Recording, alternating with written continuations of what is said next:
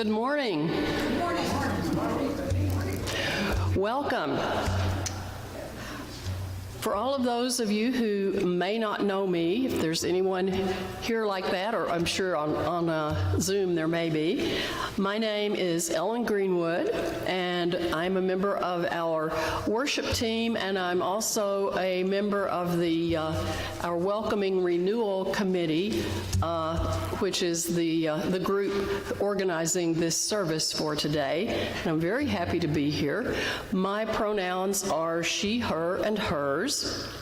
And as the worship associate, it is especially my privilege to welcome you to our indoor, in-person service, and just as big a welcome to our live-streamed service on YouTube this morning.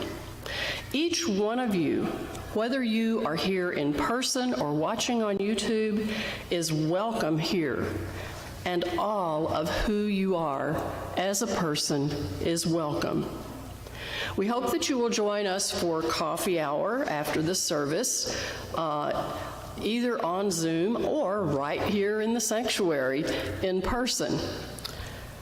And we do have a few announcements before we actually get started with the service. Today, we are honoring Transgender Day of Visibility, which was actually this past Thursday. And if you would like to gather during coffee hour and discuss issues related to this topic, then we will be doing that in the RE along with our Zoom coffee hour so that both in-person and online people can participate. So if you're here in person, grab your coffee and head for RE and join the Zoom folks in coffee hour. And do we have a specific time when we would be starting that discussion? Just whenever we're together? It's after. Okay, very good. A few more announcements. These are in your order of service, so be sure and read that. Today, yay, we're having yoga with Bridget, which those of us who have been doing really look forward to. We have that today. Are we starting at 1 or a little bit later? Start whenever you are, but since everybody's going to go to the coffee. Well, I don't know how many will, but okay, we'll just... Try to do it like after. Okay, yeah, just play that by ear, but stay. It's wonderful. We have that this Sunday and next Sunday. And in case you have missed it, we have started our annual pledge campaign, our canvas, which raises the funds that keep this church going financially. And Ann Harvey has graciously agreed to say a few words. Hello, I'm a member of the finance team here, and we had a great time yesterday for those of you that joined us. It is the time for pledging, and I appreciate everybody has pledged so far. And yesterday I announced the theme. Those of you that were here yesterday, the theme is, what's money got to do with it? It's got a rhythm to it, and I was very happy that those that were here answered it correctly, and the answer is everything. What's money got to do with it? The month of April, money has everything to do with it. So those of you that haven't pledged yet, there are pledge cards in the back. You can also go online. There's a donate button on the website that takes you right to your pledge site. And I really appreciate getting it done as quickly as possible so we can get that final budget ready to be approved at the congregational meeting in May. Thank you. Thank you, Ann. Excuse me. The Monday, April 11th, we will be having our monthly Monday lunch. It will be at Bella on Broadway this month, and that's always a lot of fun for the people who attend. If you are going to attend, please contact either Judy Burgett or Diane Gray to let them know. And our book club has chosen another wonderful book to read. This month we're reading a classic, and we have chosen Ray Bradbury's Fahrenheit 451 to read for our next meeting. We have 2 excellent religious education discussions going on via Zoom at this point in time. On Wednesdays, we have a group that meets called Exploration, Thinking About Theology. And then on Thursdays, we have our regular Thursday conversations. You are more than welcome to join either or both of these groups at any time. There's no ongoing continuum. You won't be late in joining at all. And there are links for these in our newsletter. Anything you need to know about Westside, check our newsletter. There are a number of volunteer opportunities, as always, at Westside, and especially we need greeters and safety volunteers. So you can see the newsletter for information on that. And I'd like to mention one other sort of unique volunteer opportunity that is coming up. This will be on Saturday, May 7th. On May 7th, the First Presbyterian Church in Oak Ridge is having a Youth Pride event that afternoon. I believe the hours are going to be 12 to 4. Before the pandemic, they did this event for several years, and we tried to have Westside represented there. And of course, they didn't have it for a couple of years, but they're trying to start back. It will be totally outside. We want to have a table, maybe give out some goodies of various kinds and information about Westside. We need to have several adult volunteers throughout that afternoon to help with that. We're welcome to have youth also, but we do also need some, a couple or 3 adults who could help.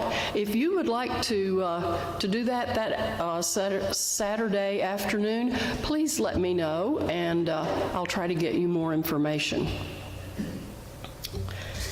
And finally, and very importantly, April 17th is the Christian holiday of Easter, which most of us in this room grew up celebrating. And at Westside, we celebrate Easter with a flower communion. And the way this works, we each bring a flower. If we have one in our yard, that's great. If we don't, you can pick one up somewhere else. If you don't have a flower, or if you forget, like I do sometimes, there will be some extras here. But we put all our flowers together, and then we have communion by sharing them with each other. It's a really beautiful service. So pick a flower that morning and join us. And I believe that's it for our announcements. Our choir has an opening song for us, May Your Life Be As a Song.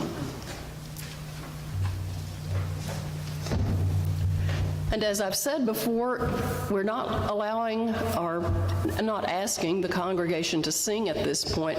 If you'd like to sing, all you have to do is come up here and be in the choir. What a you answer.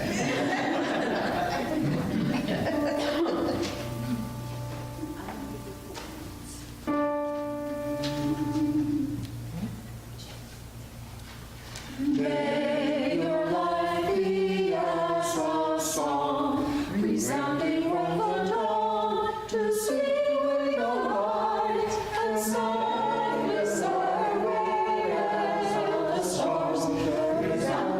the stars in the sky.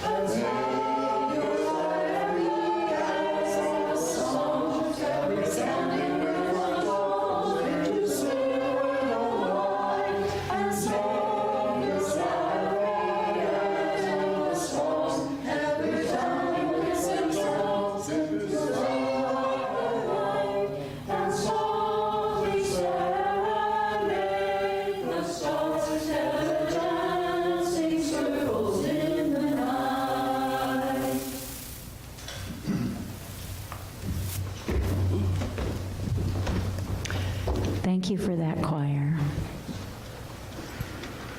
Good morning, everyone. It's wonderful to see you all this morning. I am Reverend Carol Badeau. My pronouns are she, her, and hers, and I'm happy to see you this morning. This morning we are celebrating. We are celebrating people's ability and right to express themselves and be themselves authentically without concern, hopefully someday at all, or fear that they will be judged or in any way in danger or harmed, simply for being who they are.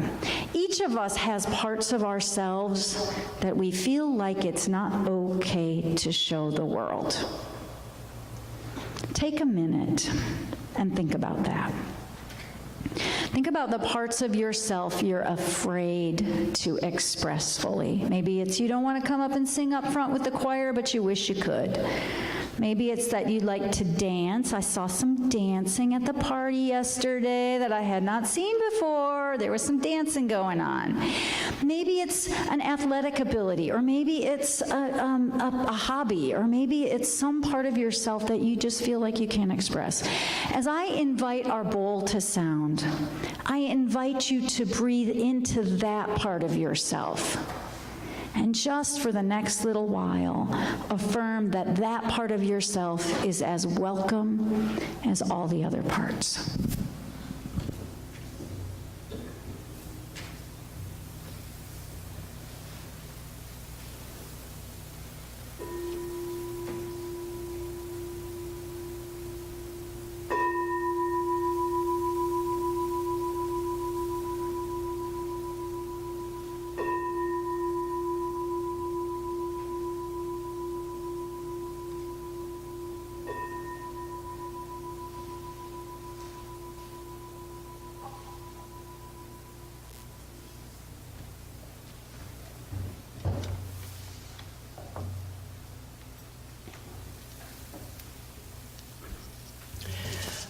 Barry Shumpert will be lighting our chalice for us this morning. And I would like to read some words called Wholeness, written by Sharon Wiley. You are welcome here, all of you, every part of you beautiful just the way you are. Here you do not need to be something more or something less. No holding back, no hiding, no exerting yourself, no trying to do more or be more. You have inherent worth and dignity, nothing to prove here. You don't have to try and be witty or more quiet or more outgoing. You are beautiful. Every part of you beautiful, just the way you are. You do not need to change anything about yourself to be welcome here. Your skin, your hair, your belly, your limbs, your face, all beautiful just the way they are. You are extraordinary, each and every one of you different from each other and beautiful in your own beautiful way, breathtaking. And Barry also lit our other two candles. One this morning will be especially for Transgender Day of Visibility. It's both a candle of joy and sorrow. It will be a candle of sorrow as we honor those who have lost their lives because of the lives they have chosen to lead. And we will also be celebrating those transgender individuals who are doing just wonderful and amazing things in this world. The other candle is for our world, which seems to be continually in conflict. These days we especially think of the Ukraine, and that's rightly so. We should. I heard a person say yesterday, and I haven't done this research myself, I don't know, but he said that he did some research, and at this point on our globe there are 22 major conflicts that are costing people's lives, including, of course, in the Ukraine. And I think it's important for us to remember that in each one of these conflicts, there are individuals, there are families on both sides who need and deserve respect for their inherent worth and dignity.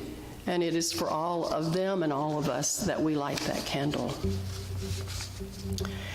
And at this point, Morgan Ringelspaugh will lead us in remembering those transgender people whom we have lost.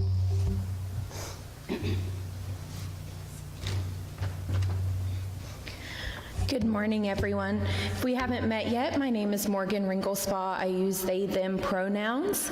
I also serve on the Welcoming Congregation Renewal Team, the Worship Committee, Board of Trustees, you name it, I may have done something with it.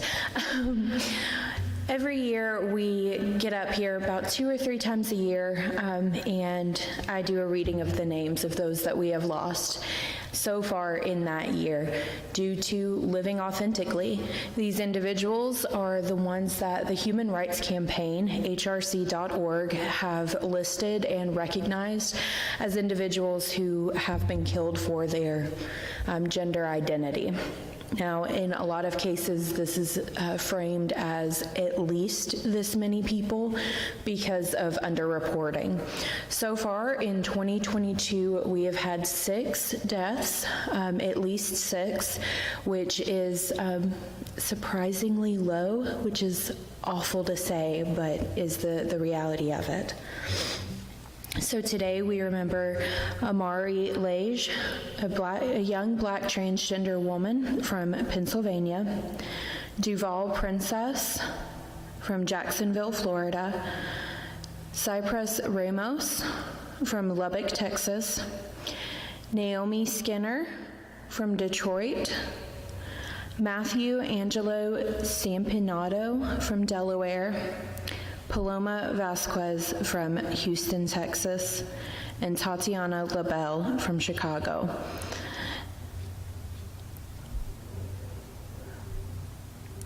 The HRC Foundation publishes these names and updates it throughout the year, and you'll see me up here a couple of more times before the year is over to remember these individuals.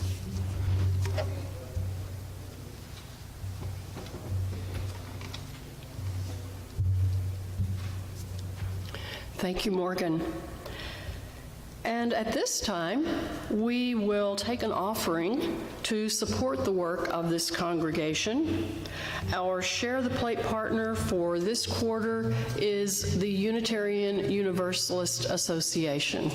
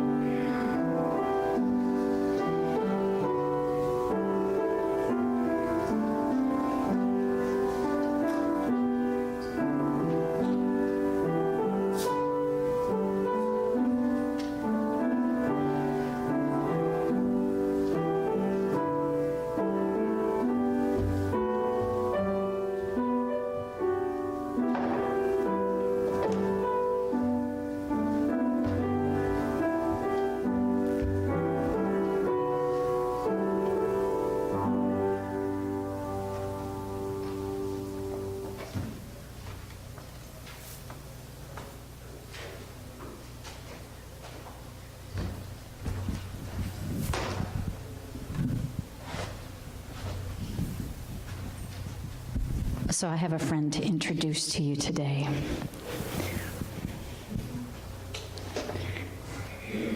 This is a very special friend to me. This is my friend. I want you to all meet Shiloh. This is my friend Shiloh, and Shiloh is very special to me, and I'm going to tell you why. So Shiloh is the main character in a story that's a very important story in my family and in some families of some people we know here at Westside. This story about Shiloh was written by our friend Helen Rivers. And Helen wrote this story for their child, Henry, and Henry's one of Henry's very best friends, Shannon, my oldest child. And this is all about Shannon and Henry and Helen and all kinds of other friends that are like Shiloh. Henry and Shannon love to go to the aquarium. And they love to look at the animals in the aquarium. And this sort of animal right here is one of their favorites. So, Shiloh's going to sit here and he's going to help tell this. They are going to help tell this story. Shiloh is going to help tell this story. Okay. So, Shiloh's pronouns, which I have to keep reminding myself of, are they and theirs. Shiloh's pronouns are they and theirs. And Shiloh is, what kind of animal do you think Shiloh is? You might think that Shiloh is a stingray or a manta ray, but in fact, Shiloh is a sea pancake. Shiloh is a sea pancake. And I can see why you might think that Shiloh should be described as a stingray or another kind of ray, but let me explain Shiloh's story to you. You see, when Shiloh was born, everyone called them a stingray. Shiloh's family and friends and community all called them a stingray. And they called themselves a stingray too for a while. There's nothing at all wrong with being a stingray. Other creatures who look very similar to Shiloh, well, they might be stingrays. They might have that same kind of skin and flat body. They might have that same kind of stinger. And that's pretty cool. Stingrays are pretty cool. But you see, Shiloh never felt like a stingray. Shiloh always felt like a sea pancake.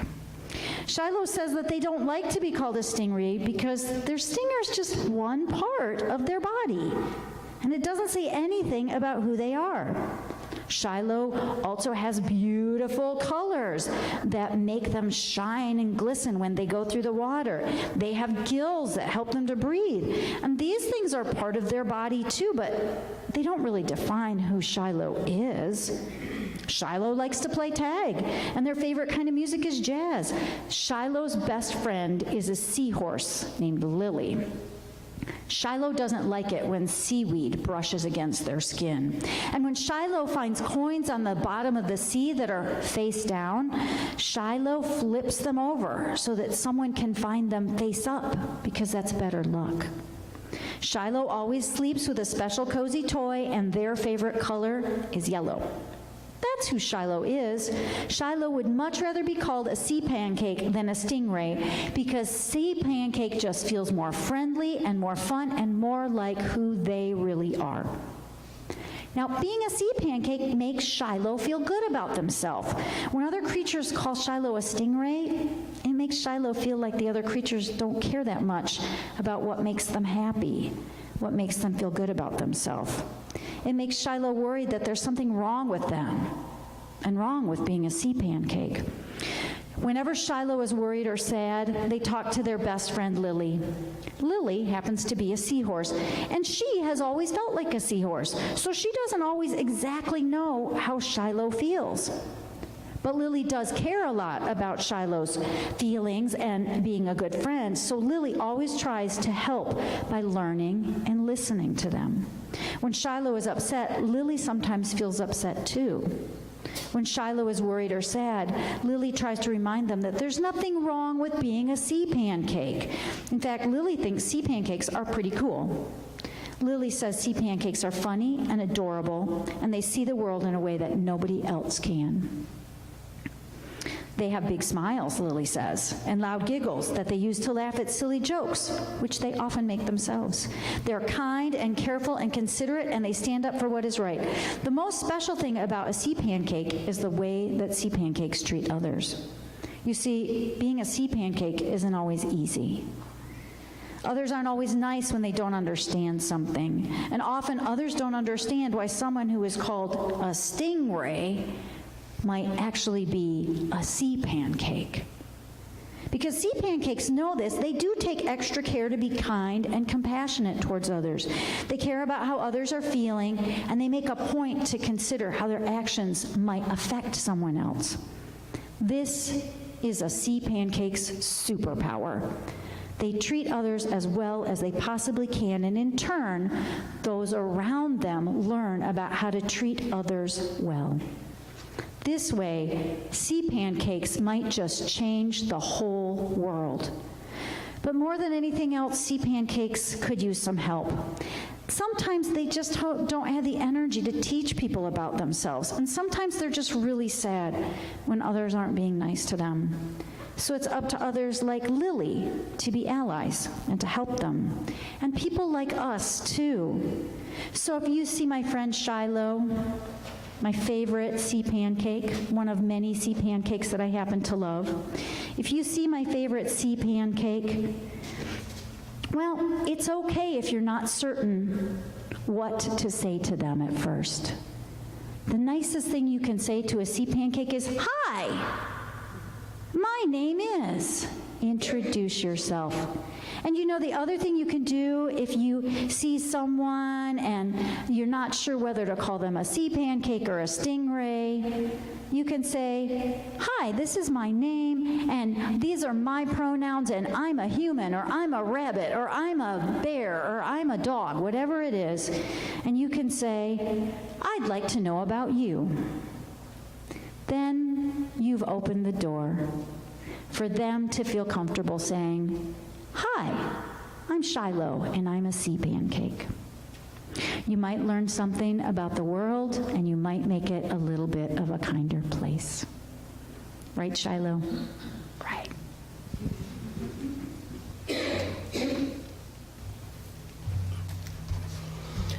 Thank you, Carol, for introducing us to Shiloh. And a big thank you to Helen Rivers for allowing us to use this story this morning for our service. It's wonderful. So last Thursday, President Biden issued a proclamation in honor of Transgender Day of Visibility. In part, he said, "Visibility matters, and so many transgender, non-binary, and gender non-conforming Americans are thriving. Like never before, they are sharing their stories in books and magazines, breaking glass ceilings of representation on television and movie screens, enlisting once again to serve proudly and openly in our military, getting elected and making policy at every level of government, running businesses, curing diseases, and serving our communities in countless ways." This morning, we're going to concentrate on a few trans individuals whose accomplishments inspire us. Now, as I'm sure many of you all are, my husband and I are huge, long-standing Jeopardy fans. So the first person who came to my mind to talk about this morning was Amy Schneider. As you may know, earlier this year, Amy had a 40-game winning streak on Jeopardy, becoming the first transgender contestant to qualify for the Tournament of Champions. And along the way, she won the hearts of many of us, myself especially, I think. I liked Amy before I knew she was trans. Her warm smile, her calm demeanor, her brilliant mind, and her smart strategy as a contestant, she was great. And on Thanksgiving Day, for the Thanksgiving Day show, she wore her transgender lapel pin and began to speak openly about the fact that she was trans. Amy had spent more than a decade auditioning unsuccessfully for the show.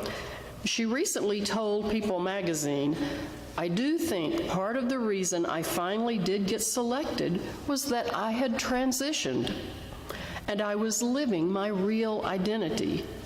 Looking back, I realized that I was hiding so much of myself. I was a very closed-off person before that. And since then, Amy has used her her platform as a Jeopardy champion to also champion authenticity for everyone, but especially the LGBTQ community. Of course, not everyone, as you would expect, has been charmed by Amy and as accepting of her as some of us are. In fact, she was robbed at gunpoint over the New Year's weekend, and of course, she has become the victim of many transphobic comments on social media. But she simply continues to live authentically and, yes, to enjoy the celebrity status that she has earned. Amy was an honored guest at the White House this week when President Biden issued his proclamation. She met with Second Gentleman Doug Emhoff and Assistant Health Secretary Rachel Levine, who is the first openly transgender federal official to be confirmed by the Senate, for a conversation with transgender kids and their parents. She spoke out against hateful legislation, such as we have here in Tennessee, sadly, affecting transgender people, especially trans youth. And she said, "The more that people like me can be seen, the harder it is to sustain the myths that are driving a lot of the hate and fear." And since today we are focusing on progress to be celebrated, I think it is important to mention that the White House announced this Thursday that beginning April 11th, 2022, U.S. passport applications will include the new X gender marker, and that new Transportation Security Administration scanners are gender neutral. And I would also like to honor another transgender hero this morning, one who is not at all a national celebrity, but was a member here at Westside for several years. I'm sure that some of you will remember Robin Hill. Robin lived almost 80 years of her life as Bob Hill, a male. Although she knew for many years that to live authentically she needed to be female, Robin dearly loved her wife and knew that she would be devastated if Robin transitioned. So she waited until her wife died to become Robin, at least to openly become Robin. Although she was retired from a long career at Y-12 by that time, she continued to be an active member of the community, volunteering for the Sierra Club, the Farragut Planning Commission, and the Episcopal Church of the Good Samaritan. One of our former ministers, the Reverend Mitra Javarzadeh, was a neighbor and introduced Robin to Westside. And although Robin always loved and worshiped at Good Samaritan, she loved Westside also. Many Sundays, she served coffee at an early Good Sam service and then came here to worship with us as well. She loved the acceptance she found here. Most of us struggled with her pronouns because that's what we so often do. But we obviously tried. We were intentionally welcoming, just as we are today, and we were rewarded with an amazing friend and supporter. Personally, myself, as a cisgendered female individual, I can't begin to imagine the challenges faced by a transgender person. But to transition at age 80 must require incredible courage. When Robin passed away, her obituary spoke of her nearly 91 years of full-on living. And I think that those last 10 years or so as a woman especially illustrated that sort of living. And is that not what Transgender Day of Visibility is all about? Barry Shumpert shared an article with me written by Nico Craig, a young trans black man who works for the Human Rights Commission, and he was sharing some thoughts on Transgender Day of Visibility. And in his article, Craig says, "Acceptance and love of ourselves and our strength and power as individuals." He says, "We want to inspire trans people to give them a platform to spread the message. But everyone needs compassion, empathy, and love. Those are the key ingredients of living a fulfilling life with richness and possibility. Everyone deserves a life of freedom, expression, and love."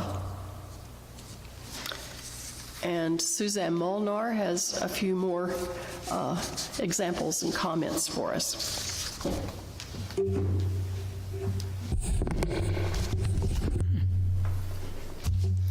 Thank you, Ellen.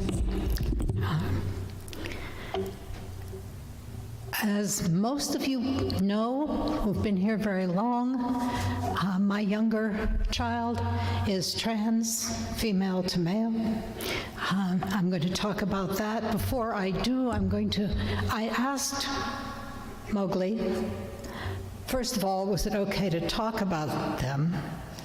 And Mowgli said, oh, absolutely, and that I wanted some information about successful trans people, and Mowgli sent a link to Global Citizen. First person mentioned was Rachel Levine, who Ellen commented on as last year being confirmed by the Senate. First time an openly trans person has held a position where they had to be confirmed by the U.S. Senate as Assistant Health Secretary. 4 others, these are international. 3 of them in just the last year, like Rachel. Pietra de Sutter, I'm sure I'm saying it incorrectly, is Belgium's vice premier. Audrey Tang is Taiwan's digital minister, also the youngest cabinet post holder ever in Taiwan at the age of 39. Diane Marie Rodriguez Zambraco in Ecuador is an alternate member of the National Assembly, an elected position.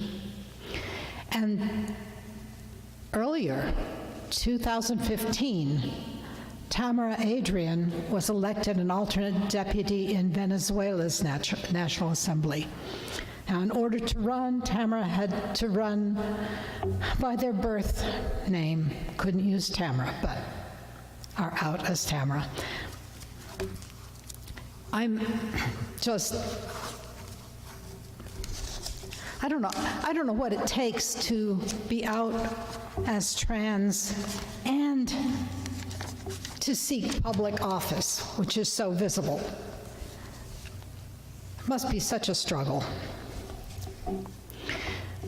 I know more about one trans individual's path. Don't know everything about it, of course, because it's theirs. It's my child. Born and raised as the younger of 2 girls. Birth name Lucinda Sue Molnar, called Cinda or Cindy. Those of you who've been here for a long, long time would remember them. Both kids grew up in the church here. As a child, Cinda's biggest problem seemed to be, number 1, following a kid who was pretty much the perfect child. Julia was one of those kids, could learn everything really easily, had an easygoing temperament, so of course teachers adored her and had lots of friends, and athletic and extremely artistic. Just, that is such a hard thing to have to follow as a second child. And then parents' divorce when Mowgli was 4 and Julia was 6, almost 7. Had a great deal of difficulty with that. Often angry and rebellious in small ways. Just was taking life harder than Julia was. Then, as a high school senior, Mowgli came out as gay. That was a struggle. Mowgli did not want to be gay, but was. Came out to self, came out to family, friends, and was accepted in spite of their fears. Even the dad that was most worried about was like, okay, I love you, you're my kid. Then about 15 years, as I thought about it, of trying to find and define themselves. That's age appropriate, right, for 17 to 30 or so. A search for identity, started calling himself Mowgli, and said they'd never liked the name Cindy. Trying to find a romantic partner, figuring out career, common young adult stuff. But harder, relationships not working out, kind of lurching in terms of a career, finally settling on becoming a PA, a physician's assistant. Never thrilled with that the way the dad and I and Julia all are thrilled with our careers. Never was, but it was okay. And specific problem, gradually realizing that being female didn't fit. And that was a change. When Mowgli first came out to me as a high school senior, I'd said, are you wanting to be a guy? And Mowgli said, no, I don't like boys. Well, this was change. Gradually realizing that being female didn't fit. And so had to do a second coming out about 6 years ago. With hormones gradually transformed appearance from young woman to young male, and it's gradual, and so, like with Shiloh there, people didn't necessarily recognize what was happening and would be sometimes treated as a young woman and sometimes as a young man. At 38, Mowgli is still evolving identity. Most recently, a few days ago, said, I'm going to start using Mo instead of Mowgli. It's more grown up, and it's more male. And in the same email, said I'm using he or they. Previously had just wanted to be they. Identity's still evolving, still tough. It's hard to find a partner when you're trans. Mowgli's not even sure how much closeness they want. There have been so many heartaches. And yet, overall, Mowgli is having a successful life. They're an excellent PA at a walk-in clinic. Took the move of relocating to Portland, Oregon, having figured that was the best place in which to be queer, and also it's close to lots of outdoor stuff, which Mowgli's become a big adventure person. Has a stable group of friends. The family, we love and support them. Balances work and recreation, probably better than any of the rest of us. So yeah, I work several days a week, and that makes money, and I can go do all this other stuff, and that's good. Has a girlfriend, but the girlfriend lives in Oakland, California. If you aren't familiar with the West Coast, that's a long way from Portland, Oregon, so they don't see each other very often. So, life is often hard. Life's often hard for anyone. Being trans makes it much harder. Yeah, it was an adjustment, thinking of myself as having a son rather than having 2 daughters. That's so little compared to what Mowgli's had to, or Mo, now, I'm going to be having to change that, is going through. And yet, at least it's not earth-shaking to be trans anymore.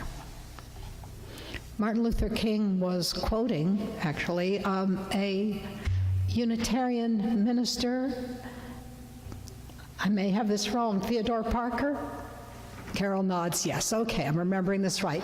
19th century Unitarian minister who said, "The arc of history is long, but it bends toward justice, and that's the biggest success."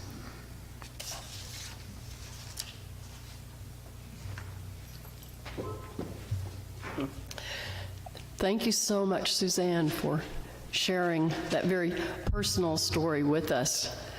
Our choir is going to sing a closing hymn for us. Love has already won.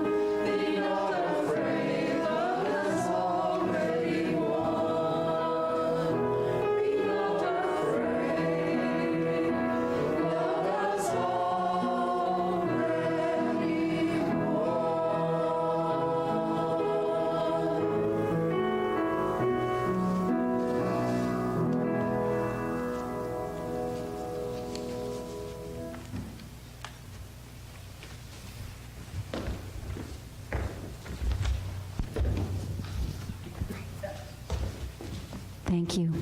Thank you, choir, for that. And thank you to Jason Shelton, who is one of our local UU composers, who gave us permission to use his piece, Love Has Already Won, this morning. My oldest child, Shannon, is also trans, is trans-masculine, and when I was talking to Shannon earlier this week about this service, and I described to them what we were going to be doing, Shannon got kind of teary and excited and said, "We call that trans joy, Mom.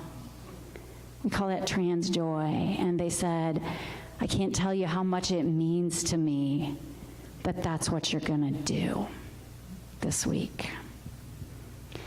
That's encouraging. That's encouraging. So it may seem small to hold a worship service, and it may seem kind of, even for many of us, 5 years ago, this was remote for me.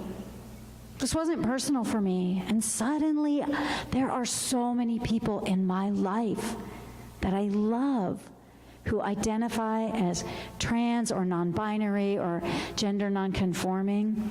We all have people in our lives for whom this is true. It's just that visibility is only now really becoming an option.